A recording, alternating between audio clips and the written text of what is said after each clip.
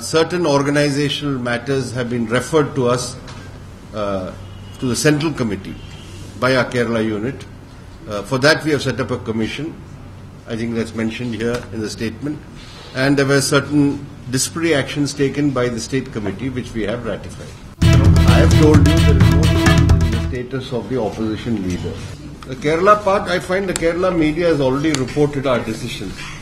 So I didn't want to waste time. എല്ലാം പ്രതീക്ഷിച്ചതുപോലെ VSന്റെ വിശ്വസ്തർ പാർട്ടിക്ക് പുറത്ത് PBCC തീരുമാനങ്ങൾ കേരളത്തിലെ മാധ്യമങ്ങൾ നേരത്തെ തന്നെ റിപ്പോർട്ട് ചെയ്തതിനാൽ ആവർത്തിച്ച് സമയം കളയുന്നത് എന്തിനെന്ന് പ്രകാശ് കാരാട്ട്.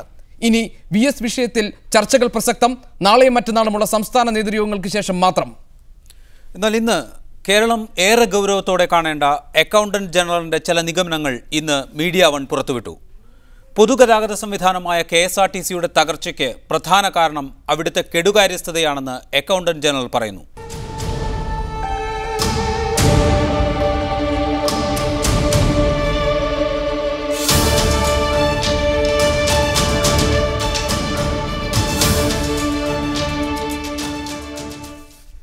KSRTC നഷ്ടത്തിലേക്ക് കൂപ്പുകുത്താൻ കാരണം കെടുകാര്യസ്ഥതയെന്ന് അക്കൗണ്ടന്റ് ജനറലിന്റെ റിപ്പോർട്ട്. ബസ്സുകൾ ഇൻഷുർ ചെയ്യാത്തതുമൂലം ഓരോ വർഷവും നഷ്ടമാകുന്നത് കോടികളാണ്. ഡിപ്പോകളിലും വർക്ക്ഷോപ്പുകളിലും സ്ഥിതിവിവര കണക്കുകൾ ലഭ്യമല്ലെന്നും റിപ്പോർട്ട് കുറ്റപ്പെടുത്തുന്നു. Media one exclusive. 6132 ബസ്സുകളാണ് KSRTCക്കുള്ളത്. ഇതിൽ 750-ൽ താഴെ ബസ്സുകൾ മാത്രമാണ് ഇൻഷുർ ചെയ്തിരിക്കുന്നത്. ബസ്സുകൾ അപകടത്തിൽപ്പെടുന്നത് മൂലം KSRTCക്ക് കോടികളുടെ നഷ്ടം സംഭവിക്കുന്നതായാണ് അക്കൗണ്ടന്റ് ജനറലിന്റെ റിപ്പോർട്ടിൽ പറയുന്നത്. അപകടം വരുത്തിയ ഡ്രൈവർമാരിൽ നിന്നും നഷ്ടം ഈടാക്കണമെന്നാണ് നിയമം. എന്നാൽ കഴിഞ്ഞ 3 വർഷത്തിനുള്ളിൽ 1000 രൂപയിൽ കൂടിയ തുക ആരിൽ നിന്നും ഈടാക്കിയില്ല.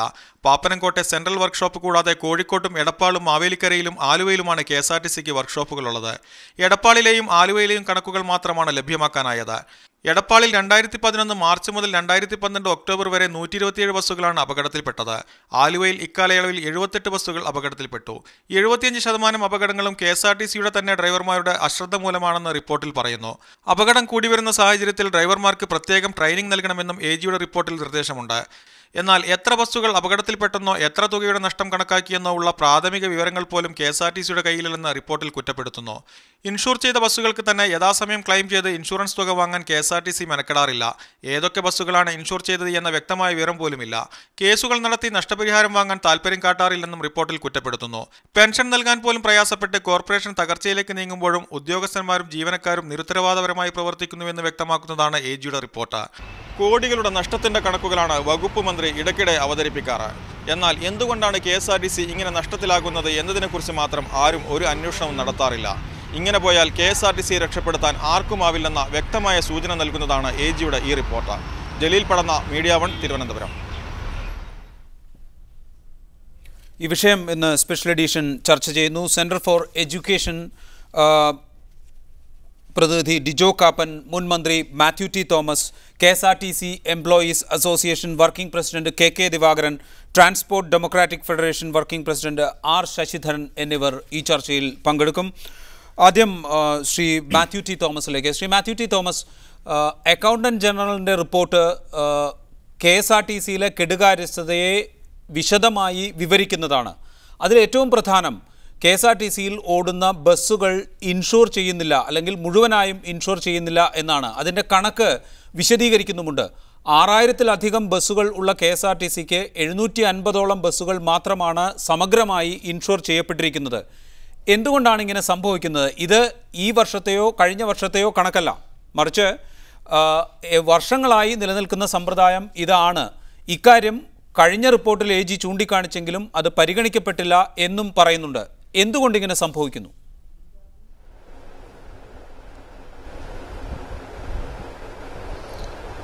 അക്കൗണ്ടന്റ് ജനറലിന്റെ റിപ്പോർട്ട് വിശദമായി പഠിക്കാനും മനസ്സിലാക്കാനും എനിക്ക് ഒരു സാവകാശം കിട്ടിയിട്ടില്ല. പക്ഷേ ഒരു കാര്യം ഞാൻ ആദ്യമേ പറയാൻ ആഗ്രഹിക്കുന്നു. KSRTCയെ സംബന്ധിച്ചൊരു മുൻവിധി ഭരണതലത്തിൽ പലയിടത്തുമുണ്ട്. അക്കൗണ്ടന്റ് ജനറൽ ഞാൻ മന്ത്രിയായിരുന്നപ്പോഴും അതിനു മുമ്പും KSRTCയെ വിമർശിച്ചുകൊണ്ടുള്ള റിപ്പോർട്ടുകൾ തന്നിട്ടുണ്ട്. തീർച്ചയായും കണക്കുകൾ പരിശോധിച്ചുകൊണ്ട് വരുത്തേണ്ട മാറ്റങ്ങൾ അക്കൗണ്ടന്റ് ജനറൽ നിർദ്ദേശിക്കുന്നത് ഗൗരവമായി ഗവൺമെന്റ് എടുക്കണം, മാനേജ്മെന്റ് എടുക്കണം എന്ന കാര്യത്തിൽ എനിക്ക് രണ്ട് പക്ഷമില്ല. പക്ഷേ അക്കൗണ്ടന്റ് ജനറൽ പറയുന്നതാണ് ഇതിൻ്റെ അകത്തെ അന്തിമമായ വാക്ക് എന്ന ചിന്താഗതി പാടില്ല. ചില കാര്യങ്ങളിൽ വസ്തുനിഷ്ഠമായ പരിശോധന ഇക്കാര്യങ്ങൾ ഉണ്ടാകുന്നില്ല അക്കൗണ്ടന്റ് ജനറലിന്റെ ഭാഗത്തു നിന്നുള്ള അനുഭവം എനിക്കുണ്ടായിട്ടുണ്ട്. ഇപ്പോൾ പ്രധാനമായി പറഞ്ഞിരിക്കുന്നത് KSRTC ബസ്സുകൾ ഇൻഷുർ ചെയ്യുന്നതിനെ സംബന്ധിച്ച്. KSRTC ബസ്സുകൾ 2006 ഗവൺമെന്റ് വരുന്ന സമയത്ത് ഒരു വാഹനം പോലും ഇൻഷുർ ചെയ്തിരുന്നില്ല. പക്ഷെ 2007 മുതൽ വാങ്ങുന്ന എല്ലാ വാഹനങ്ങളും കോംപ്രിഹെൻസീവ് ഇൻഷുറൻസ് വേണം എന്ന് തീരുമാനിക്കുകയും അന്ന് എല്ലാ വാഹനങ്ങളും ഇൻഷുറൻസ് ചെയ്യാനുള്ള നടപടികൾ ആരംഭിക്കുകയും ചെയ്തു. എന്റെ അറിവിൽ 2006 ശേഷമുള്ള KSRTCയുടെ ബസ്സുകൾ ഇൻഷുർ ചെയ്തിറക്കാൻ അന്ന് തീരുമാനിച്ചത് ആ തീരുമാനം പിൻവലിച്ചതായി എനിക്കറിവില്ല. ഇപ്പോൾ അങ്ങനെ ഒരു തീരുമാനം എടുത്തിട്ടുണ്ടാകാം. പക്ഷേ അക്കൗണ്ടന്റ് ജനറലിന്റെ പരിശോധനയിൽ 6000-ലധികം ബസ്സുകളുള്ളപ്പോൾ 750 മാത്രമേ ഇൻഷുർ ചെയ്തിട്ടുള്ളൂ എന്നാണ് അക്കൗണ്ടന്റ് ജനറൽ റിപ്പോർട്ട് ചെയ്തിരിക്കുന്നത്. മാത്രമല്ല, ഇൻഷുർ ചെയ്തവയിൽ തന്നെ അപകടങ്ങളുണ്ടായാൽ ക്ലെയിം ഈടാക്കാൻ നടപടികൾ ഉണ്ടാകുന്നില്ല എന്ന വിമർശനവും accountant general ഉന്നയിക്കുന്നു.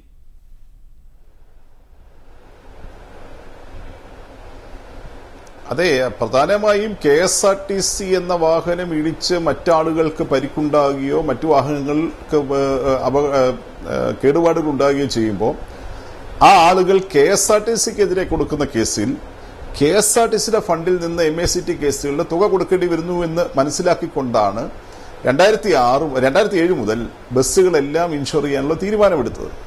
Shri TP Senkumar MD ആയിട്ടിരിക്കുമ്പോൾ ഞാൻ മന്ത്രിയായിരിക്കുന്ന സമയത്താണ് തീരുമാനമെടുത്ത് നടപ്പിലാക്കിയത്. ആ തീരുമാനം ഏതെങ്കിലും ഘട്ടത്തിൽ പിൻവലിക്കപ്പെട്ടതായി എനിക്കറിവില്ല. അത് പിൻവലിക്കപ്പെട്ടിട്ടുണ്ടെങ്കിൽ അത് പുനഃപരിശോധിക്കേണ്ടതാണ്.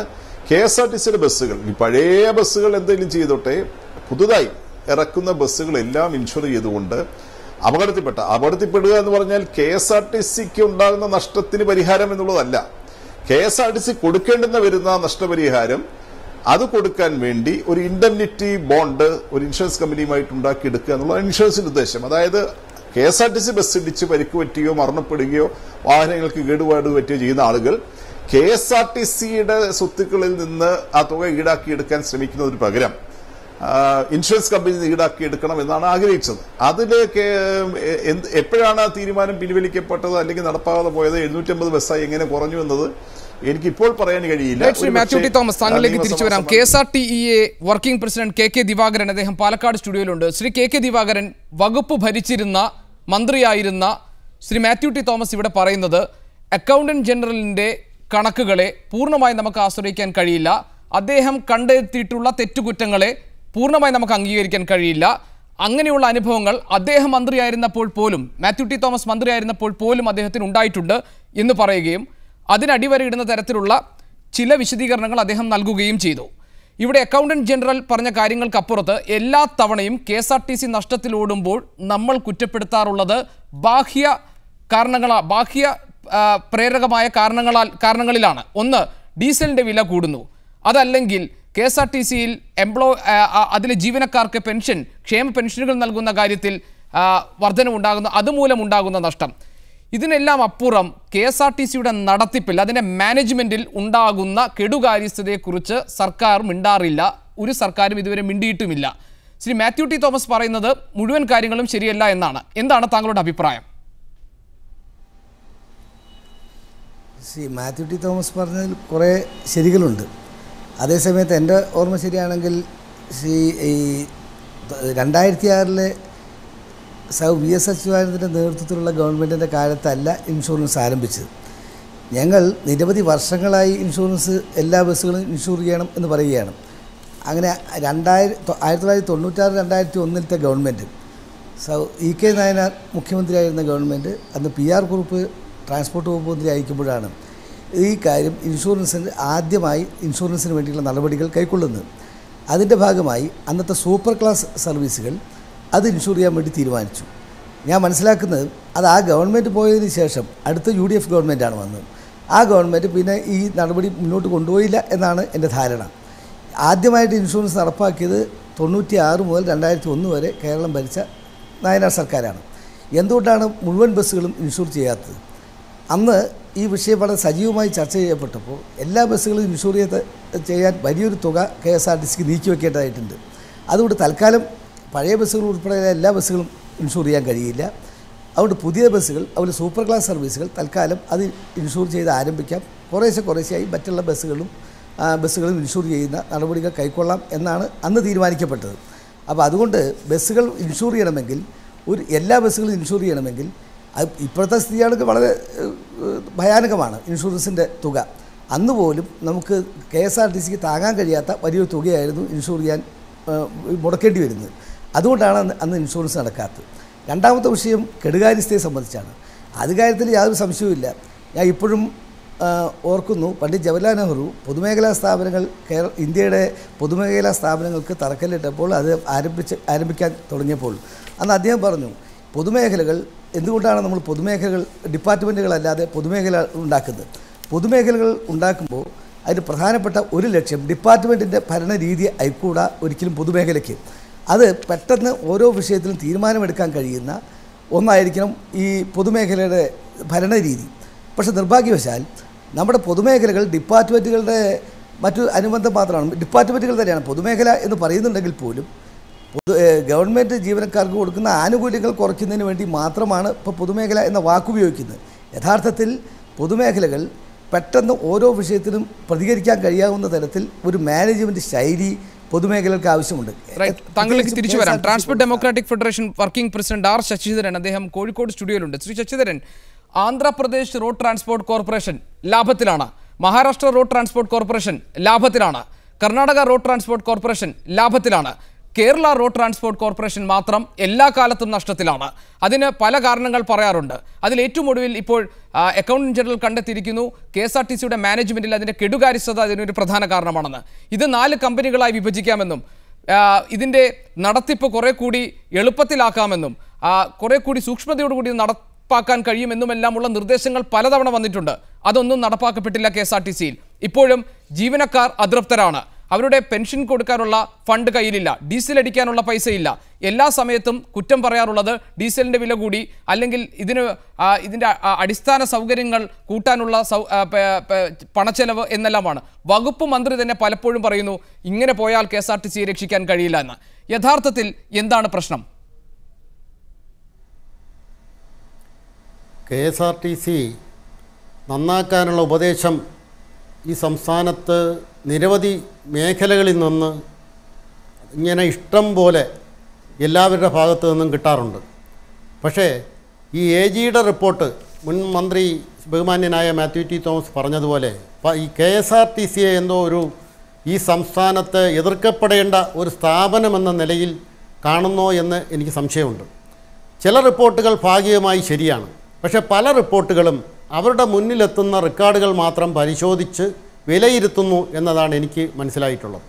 അതിന് ഉദാഹരണമായി പറഞ്ഞാൽ, നമ്മുടെ ബഹുമാന്യനായ പ്രിൻസിപ്പൽ AG ആയിരുന്ന ഒരു മനുഷ്യൻ, ഒരു ബഹുമാന്യനായ ഒരു AG KSRTCയുടെ CMD ആയി കുറേ കാലം ഭരിച്ചു. എൻ്റെ അനുഭവത്തിൽ KSRTCയുടെ ഭരണകാലത്ത് ഏറ്റവും കുത്തഴിഞ്ഞൊരു ഭരണം അദ്ദേഹത്തിൻ്റെ കാലമായിരുന്നു എന്ന് പറയാതിരിക്കാൻ വയ്യ. പല കാര്യങ്ങളും ഇപ്പോൾ അയൽ സംസ്ഥാനങ്ങളിലെ ട്രാൻസ്പോർട്ട് കോർപ്പറേഷനുകൾ ലാഭത്തിലാണ് എന്ന് പറയുന്നു. പക്ഷേ അവിടെ ഗവൺമെൻറ്റുകൾ നൽകുന്ന സഹായം അതാരും പരിഗണിക്കാറില്ല. അവിടെ സൗജന്യങ്ങൾക്ക് വേണ്ട കോമ്പൻസേഷൻ സർക്കാർ കൊടുക്കുന്നു. ഓരോ ബഡ്ജറ്റിലും കൊല്ലം ആ സ്ഥാപനം നടത്തിക്കൊണ്ടു പോകുന്നതിന് വേണ്ട സാമ്പത്തിക സഹായം ബഡ്ജറ്റിൽ നീക്കിവെക്കുന്നു. AGയുടെ കണക്കെടുപ്പിനെ കുറിച്ചുള്ള വിമർശനം മാത്യു ടി തോമസും താങ്കളും ഒരേപോലെ ഉന്നയിക്കുന്നുണ്ട്. AG ഈ കണക്ക് പറയുമ്പോൾ തന്നെ കൃത്യമായി പറയുന്നു, പരിശോധിക്കാൻ വേണ്ട രേഖകൾ പോലും KSRTCയുടെ വിവിധ ഓഫീസുകളിൽ ഇല്ല എന്ന്. ആ രേഖകൾ വൃത്തിയായി സൂക്ഷിക്കപ്പെടുന്നു പോലുമില്ല എന്ന് അത്രത്തോളം വലിയ കെടുകാര്യസ്ഥത AG ചൂണ്ടിക്കാണിക്കുന്നു. എനിക്ക് അതിൽ വിശ്വാസ്യതയില്ല. കാരണം ഈ പല റെക്കോർഡുകളും KSRTCയിൽ നിന്ന് കിട്ടാവുന്നുള്ളതേ ഉള്ളൂ.